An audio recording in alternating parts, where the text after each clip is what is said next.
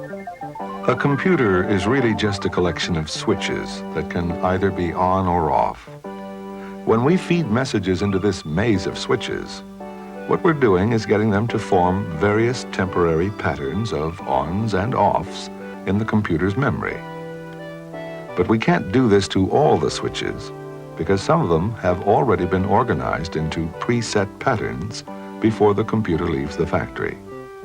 These switches are stuck, and they consist of permanent instructions on how to load programs, how to print things on the screen, and so on. The computer can read this left half of its memory, but it can't write on it. It can't change it. It is therefore called read-only memory, or ROM. But the computer can, in a sense, write on the other half of its memory. This half is called random access memory, or RAM. Because the computer can write temporary messages anywhere it likes here, it has random access to this part of its memory. But if you switch the computer off and then on, the messages in its random access memory disappear.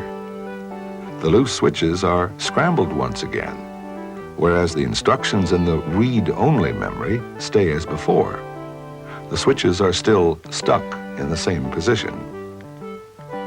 Of course, you don't necessarily have to program messages into RAM yourself.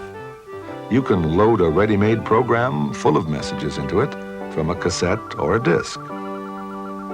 You can take the cassette or disc away and the messages will remain. But naturally, if you turn the computer off and then on, once again, the messages will disappear. But at least you've still got the originals on your cassette or floppy disk. So ROM is read-only memory, and it's permanent. It never forgets.